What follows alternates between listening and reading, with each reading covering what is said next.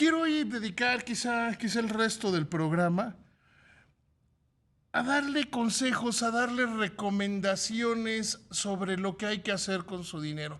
Y la primera que le voy a dar, la primera recomendación que yo le voy a dar es su dinero.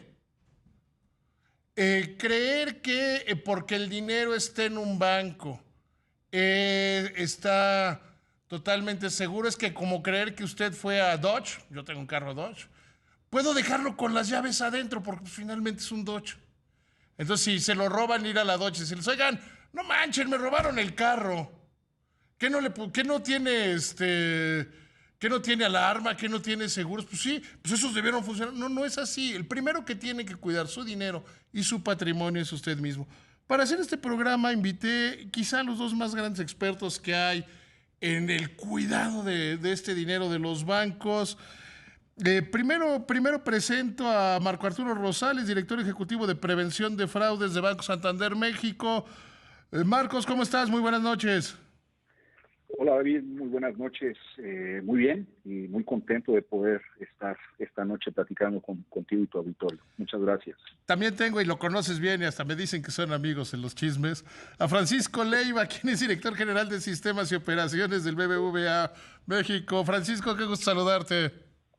David, igualmente, muchísimas gracias por la invitación. Un saludo a tu auditorio y, por supuesto, a Marcos. Gracias por la invitación. ¿Qué les parece si lo hacemos de la siguiente manera?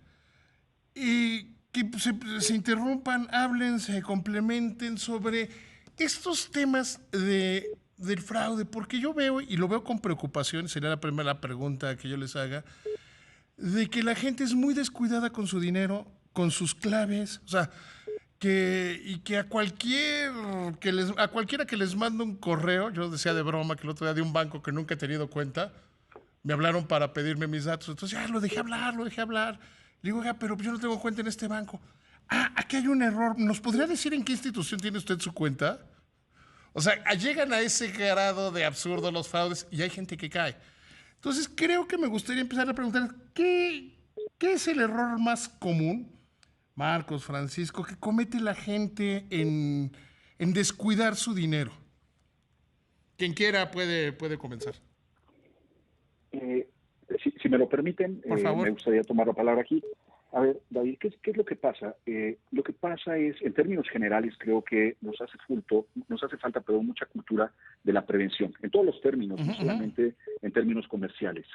Y como bien comentabas hace un momento en la introducción al tema, pues hay una corresponsabilidad por parte de los clientes y los bancos al punto de cuidar el dinero, ¿no? O sea, como bien lo comentabas, si tú compras un vehículo y dejas las llaves pegadas en el coche, pues seguramente se lo van a llevar, ¿no?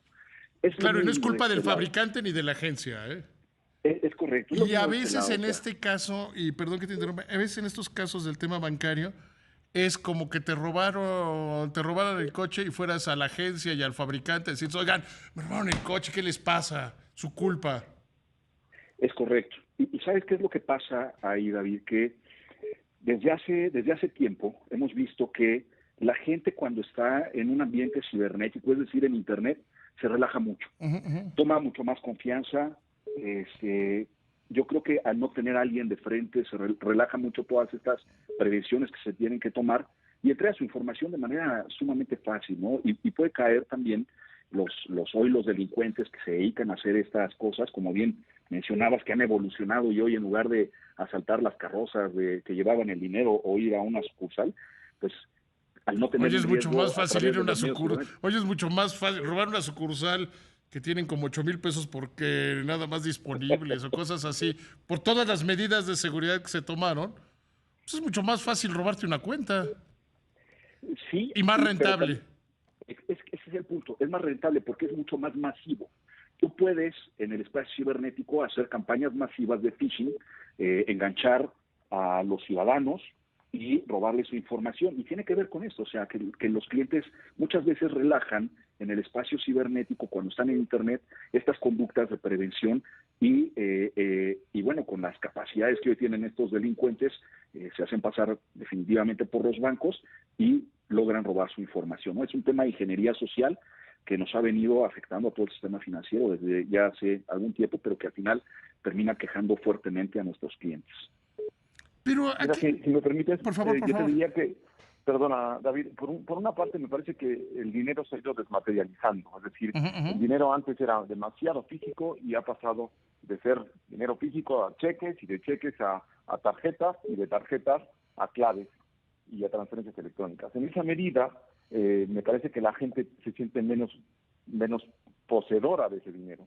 Pero yo, igual que no entregarías las llaves de tu caja fuerte de tu casa, tampoco las del coche en tu analogía, tampoco entregarías tu tarjeta de débito con su clave a alguien para que asista al cajero automático, cosa que, por cierto, una práctica que, por cierto, suele ser frecuente. Pero Y por era último, lo que te iba a decir, que ese ejemplo no era bueno, porque en ese ejemplo hay mucha gente que con gran facilidad a correos electrónicos, a mensajes de WhatsApp, a llamadas, terminan dando el número de tarjeta y el número de su clave y en general todo lo que se necesita para poder vaciar una cuenta. también, David, me parece que hace referencia a la forma en la que el crimen se estructura. Ujú, ujú. Y efectivamente antes se asaltaban las sucursales bancarias, después eso ya no es rentable, además de que es mucho más difícil porque los criminales se exponen mucho más. Ha pasado al robo de cajeros automáticos que tienen una cierta rentabilidad y Ujú. de ahí ahora ha pasado a los crímenes cibernéticos. ¿Y por qué hacen esto? Pues porque es muy rentable, por un lado. Tienen muy poca penalización porque es muy difícil atraparlos y porque además en robos hormiga, que es lo que habitualmente hacen, entonces estos delitos no se consolidan y se persiguen de una manera muy rigurosa, y por el otro lado porque tiene un nivel de anonimato enorme, ¿no? A ver, yo les preguntaría a Francisco, Marcos, ¿qué es lo primero que debe hacer un cliente, lo que debe hacer una persona para cuidar su dinero? ¿Qué es lo primero? O sea, dices, ok, voy a entrar a la banca por internet, voy a hacer compras por internet. ¿Qué es lo primero que debe hacer una persona? Quien quiera. Sí, a mí me gustaría ahí comentarte, por ejemplo, que hay muchas cosas que se tienen que hacer, David. Primero decir que el sistema financiero evidentemente tiene sistemas que hacen mucho el juego de la prevención, que están conteniendo todas estas actividades por parte de los defraudadores, pero como les decía hace rato, necesitamos la ayuda del otro lado también de nuestros clientes en que tengan este cuidado que precisamente está señalando. Primero, tienes que tener contraseñas robustas de acceso a tus canales de banca electrónica, particularmente, que es el tema que estamos tratando.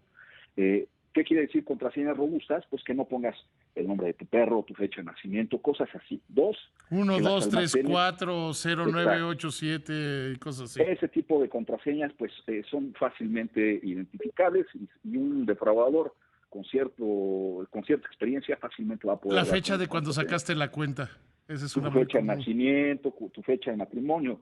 Por eso yo hablaba de la ingeniería social. A ver, estas estructuras delincuenciales, porque es lo que son estructuras, no son un individuo por ahí de manera aislada realizando estas conductas, no, son estructuras criminales, le dedican mucho tiempo a hacer ingeniería social y una gran parte al reconocimiento y a la información que obtienen de sus objetivos, que al final del día son nuestros clientes del sistema financiero. Cuando tienen toda esta información, pues es muy fácil que puedan entender y adivinar estas contraseñas. Por eso hay que hacer contraseñas robustas. Dos, almacenarlas de manera muy segura, ¿no? No compartirlas con todo el mundo, no tenerlas pegadas por ahí en un papelito, en el cajón del escritorio, o en fin, no compartirlas con nadie.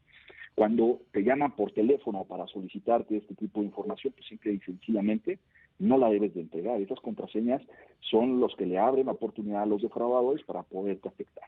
Lo otro que tienes que hacer es pues tener buenos sistemas de esquemas de tecnología en tu trabajo o tu empresa, desde donde accedas, en la casa, desde donde accedas a tu banca electrónica, tener un buen esquema de ciberseguridad, un buen antivirus, que no instales software de dudosa procedencia, que no estés Que no descargando, te dediques a descargar porno y que no lo hagas ese en el tipo de café cosas. de la esquina.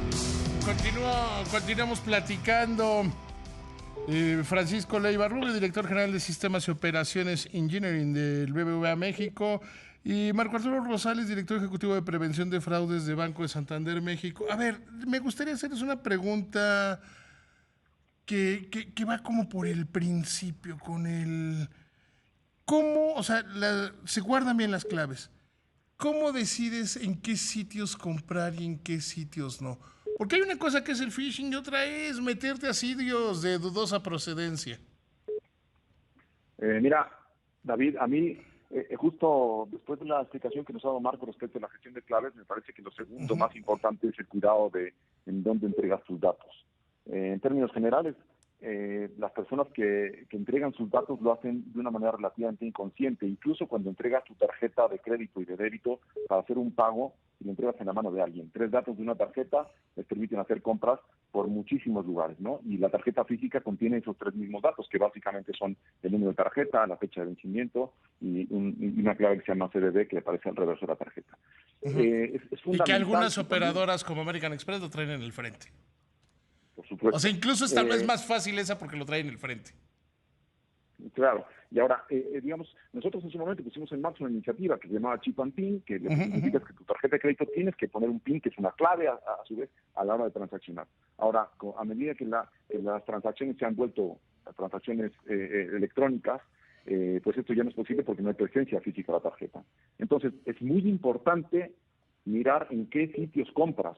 Compra recurrentemente en sitios seguros. Hay unos mecanismos de seguridad específicos, especialmente en el mundo de la operación de tarjetas de crédito. Uno de ellos se llama Privy Secure, por ejemplo, y los sitios que tienen esas transacciones son sitios seguros para transaccionar. Luego, por ejemplo, un lugar frecuente de robo de datos y de uso de datos importante y masivo son las agencias de viaje. Y hay que tener cuidado porque a partir de ellos se hacen compras de boletos fraudulentos y eso es una práctica muy, muy frecuente. Entonces, en Internet, digamos, sin hacer publicidad a algún sitio en particular, hay que estar seguros de que los mecanismos de entrega de datos son los adecuados. Y bueno, no hace falta mencionar cuáles sitios parecen seguros y cuáles no lo son, ¿no? Lo que pasa es que a veces es difícil porque a veces tienen... A veces parece que los que tienen las mejores ofertas, y a ver, yo te lo digo, de repente yo que colecciono tenis y yo platicaba con alguien que se dedica a comprar y vender tenis, pues de repente encuentras unos pares de colección, no sé qué, o a precios muy... Pues, y sientes la tentación, pues dices, pero la página no parece que sea una página conveniente y a veces la tienes que dejar pasar.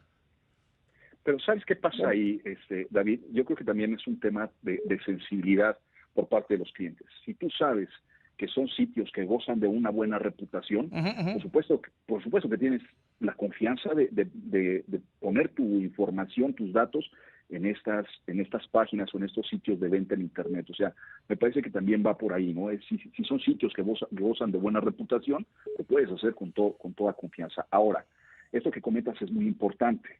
Eventualmente en Internet se ofertan cosas que son increíbles, ¿no? O sea, como bien dices, unos pares de tenis que en el mercado cuestan 1,000 pesos y de repente en un sitio los ves que los ofertan por 100 pesos. Esas super ofertas no existen.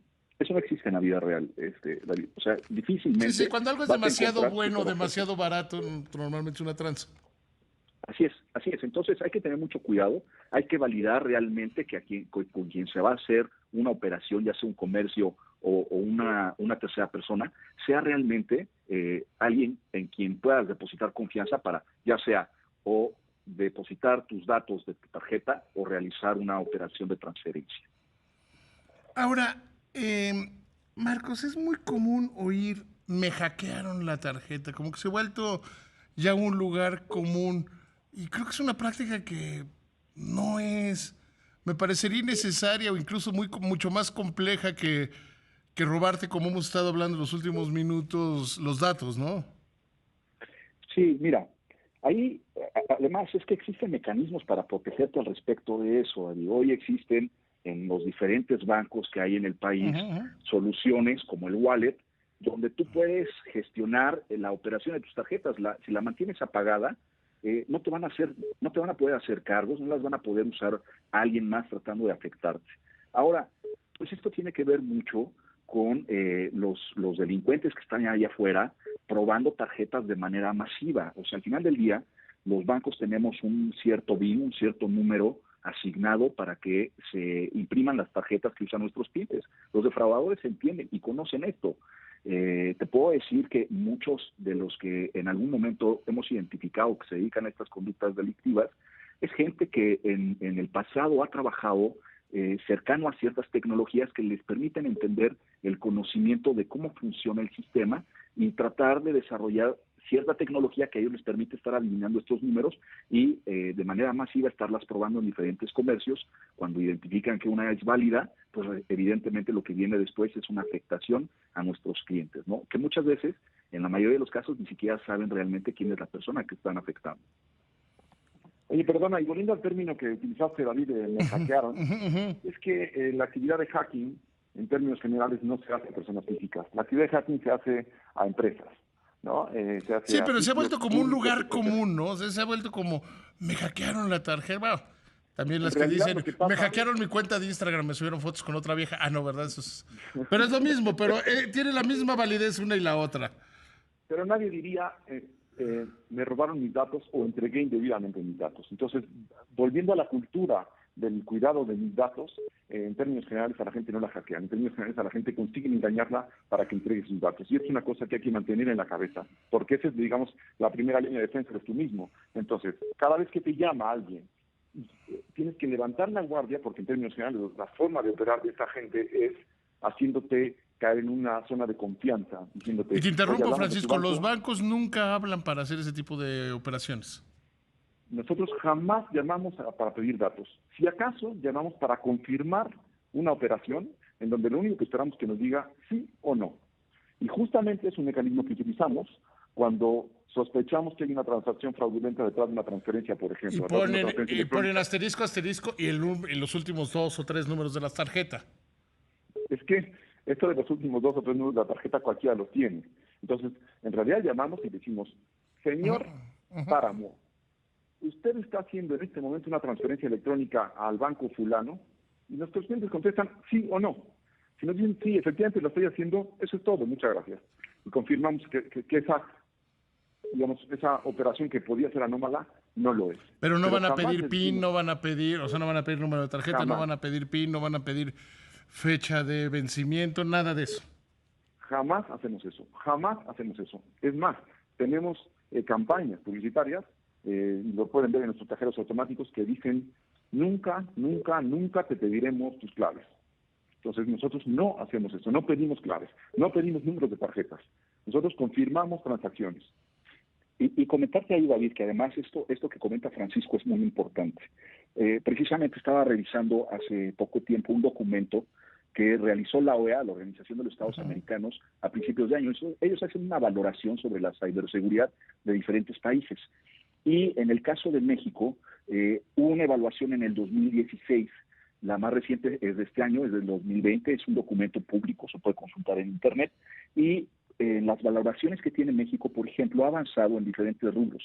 En uno de los rubros que no ha podido avanzar es en el de la cultura de la ciberseguridad, que tiene que ver con esto que estamos comentando ahora precisamente. ¿Y cómo hacer esta cultura de la ciberseguridad? Pues precisamente con campañas informativas donde le hacemos de conocimiento a nuestros clientes los riesgos a los que pueden estar expuestos y las medidas que ellos deben de tomar y lo que el banco hace también para protegerlos.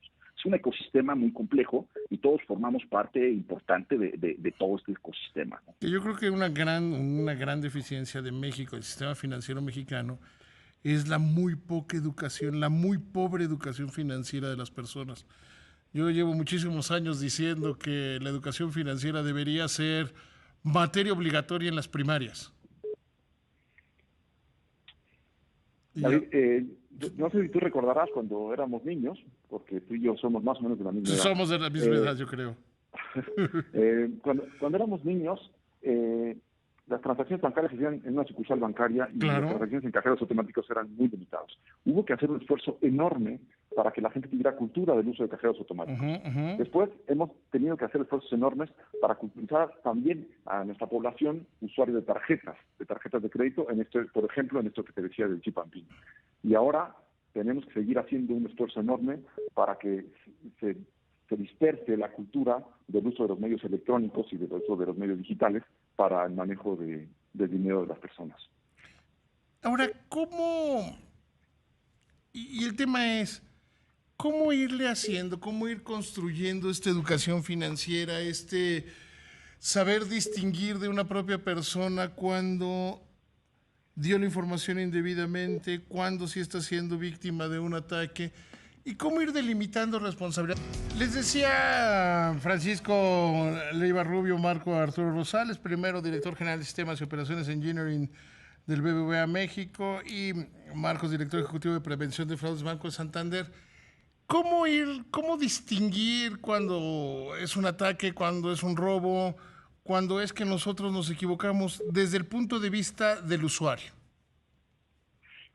Mira, hay diferentes focos de alarma en los que tú puedes poner atención, David. A principios de año también, contamos rápido, Interpol lanzó un documento con todo esto del COVID y como decías al principio, que ha potenciado el uso de la banca electrónica por obvias razones. Interpol identificó que los delincuentes estaban realizando diferentes actividades y una de ellas particularmente eran campañas de phishing, que este es el inicio para robar información de los clientes y después afectarlos. Evidentemente hay diferentes cosas que tú puedes ver cuando te llega un correo del banco. Pues lo primero que tienes que ver es validar que realmente la dirección que viene es la dirección del banco. Cuando tú Perdón, que tengas cuenta en ese banco.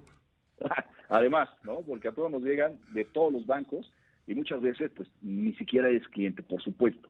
Y lo otro es cuando tú ingresas al sitio del banco, que valides que realmente estás ingresando a ese sitio, ¿no? Que comience con HTTPS. Sí, o sea, que no te vayas y que no le piques para responder directamente a la página que te llegó el correo. Exacto, jamás le des clic a los links porque te pueden redireccionar a sitios que definitivamente no son de los bancos y donde seguramente te van a robar la información al llenar una serie de formatos que pudieran estar ahí. Otra cosa muy importante que me gustaría comentar es que hemos podido ver, que también se dio en este alertamiento, que cada vez más hay malware financiero. Este malware es código malicioso que se está distribuyendo en Internet, particularmente hoy en México, y que lo que busca es suplantar identidad del banco, haciéndote creer que estás entrando al sitio del banco y te está robando toda tu información. Y es tecnología que realmente está afectando mucho a nuestros clientes porque toma el control de tu computadora y todo lo que tú operes desde esa computadora, el delincuente se lo está llevando. Yo te diría que en términos generales tienen unos ciertos comportamientos que en donde quiero hacer énfasis en las recomendaciones a tu auditorio, ¿no? Por un lado, muy tradicional, digamos, el uso de mensajes sobre cargos no habituales que en donde te piden una respuesta. Entonces, los mensajes nos dicen, ¿reconoces estos cargos? Nosotros no los mandamos. Cargos no reconocidos es una forma muy tradicional de hacer fraude. Segundo, accede a una liga. Y además, como ya decía Marcos, a ligas, digamos que no son del propio banco. No se acceden a las ligas directamente de los SMS que se reciben. Tercero, confirma tus datos. Es otra forma de hacer fraude. Pidiendo que se confirmen datos. En realidad lo que están haciendo es pedir datos y no confirmar ningún dato. Y por último, y más recientemente, lo que le piden a la gente es, haz una prueba. A nuestros clientes les piden, haz una prueba, por ejemplo, de un retiro de efectivo sin tarjeta en un cajero nuestro. Cuando piden una prueba y le piden el resultado de esa prueba, que no es ni más ni menos que el código con el cual se puede hacer el retiro de efectivo, pues ya están cometiendo el fraude y el cliente ya está entregando datos. Con lo cual yo te diría que estos 4 son los típicos comportamientos que deberían de levantar una alarma entre los usuarios del sistema financiero. ¿Qué tanto, Marcos, Francisco, qué tanto ha crecido la actividad? Ciertamente ha habido un brinco exponencial en el uso del Internet, de las transacciones, de este tipo de transacciones. ¿Qué tanto ha crecido proporcionalmente los intentos de fraude? Pues mira, ayer justo algún noticiero hacía eco sobre un crecimiento exponencial y mira, hay muchas formas de medirlo. Pero, por ejemplo, en los datos que nos entrega la Conducef de reclamaciones por transferencias electrónicas no reconocidas, nosotros vemos que de enero a agosto del 2020 hay menos de la mitad de reclamaciones de las que había de las que hubo en todo el año de 2019. Con esto quiero decir, no quiero decir que la actividad de la ciberdelincuencia esté disminuyendo radicalmente, ni muchísimo menos. Lo que quiero decir es que en términos generales no hay un incremento tan exponencial. Lo que sí hay es que además hay grupos que están moviendo pequeños asuntos particulares, bueno, no pequeños, pues, asuntos particulares donde para cobrar están utilizando las redes, o para intentar cobrar, para intentar que se cambie la razón, usando las redes y generan ese impacto que tienen mucho las redes, que cuando lo ves en las redes no lo puedes no le puedes poner una dimensión correcta. Por eso preguntaba con toda intención, Francisco, Marcos, esta de si había crecido o no había crecido. Y evidentemente ustedes, y sería bueno que lo comentaran con el auditorio, ¿cuánto ha crecido sus fortalezas? ¿Qué tanto han aumentado las barreras de entrada? Es que es precisamente lo que te quería comentar. Yo creo que esto se divide en dos partes. Evidentemente, y como lo decía hoy, estos grupos delincuenciales, porque además decirlo, David, esto es un ecosistema que conjuga muchas cosas, ¿no?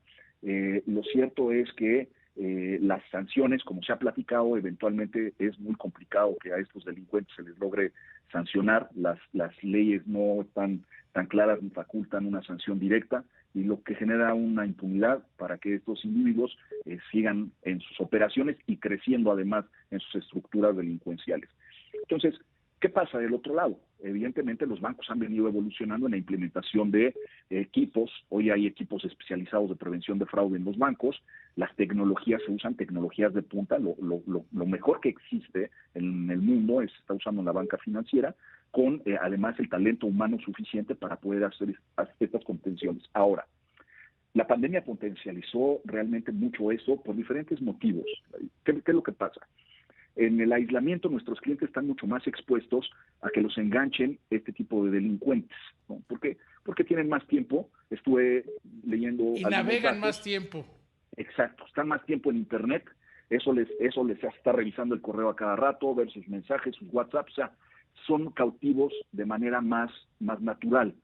Además, ¿qué es lo que pasa? Y tú lo decías al principio, estos grupos delincuenciales, al perder su mercado de operación en las calles, se han volcado al espacio cibernético tratando de cooptar a los clientes y robarles su información para afectarlos. Entonces, lo cierto es que sí ha crecido. Hay algunos datos, no tengo un dato preciso, pero un documento que también revela Interpol dice que ha crecido en este periodo del COVID alrededor del 230% la intención de fraude.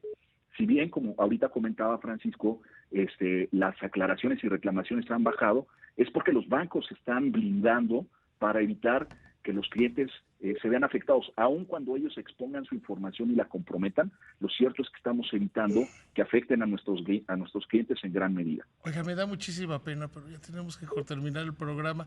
¿Qué les parece si hacemos otro tan pronto como sea posible? Porque yo creo que este es uno de los grandes temas fundamentales que interesa primero a los clientes y después a la banca.